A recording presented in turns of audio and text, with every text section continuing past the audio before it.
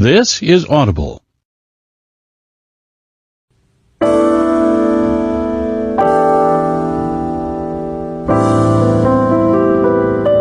Macmillan Audio presents Mad Mabel by Sally Hepworth.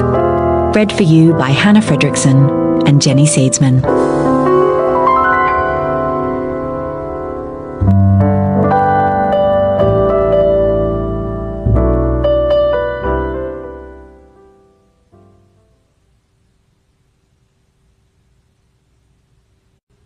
For Sash. Prologue. It's interesting to note that there are two groups of people who are rarely, if ever, suspected of murder. These groups are elderly women and little girls. On the whole, when it comes to murder, the stats very much favour the men. The odd woman is thrown into the mix every now and again, but she's inevitably perimenopausal.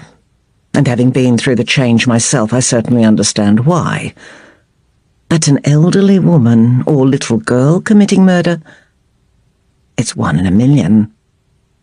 I've always liked to think I was special.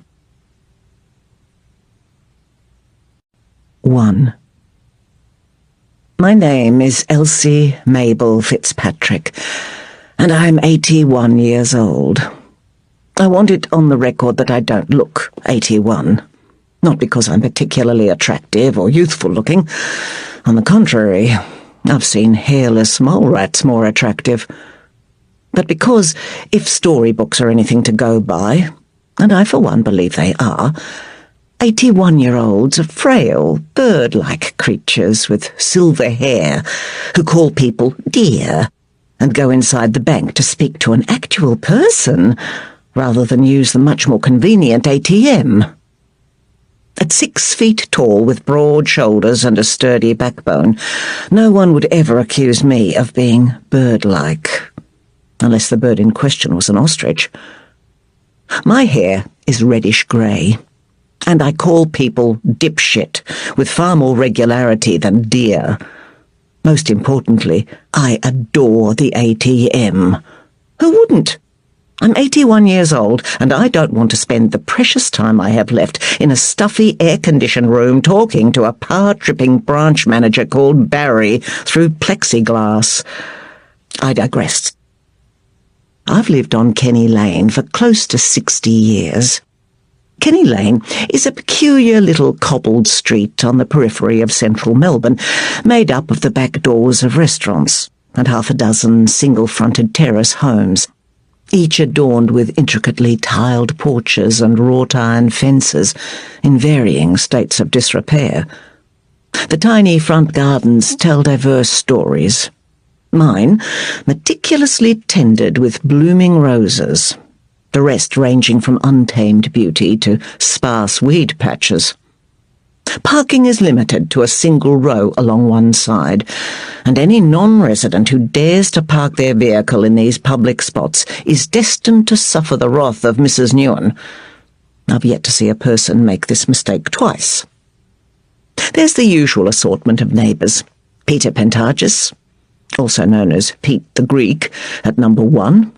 Joan Waters, litigious and a real piece of work, at number 3. And Roxanne, sex-crazed single mother, and her evil 7-year-old spawn Persephone at number 5.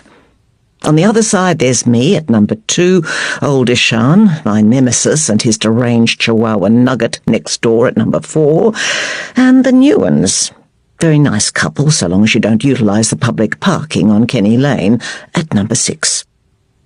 The houses are close enough together that I could throw a tennis ball back and forth with residents opposite me if I was so inclined, which, needless to say, I am not.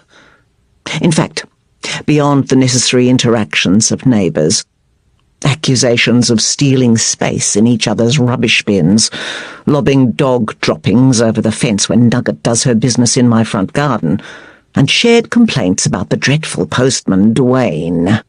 We don't interact at all, which is exactly how I like it. It's a funny little street, to be sure, but it's home to me. The only real home I've ever had. And while I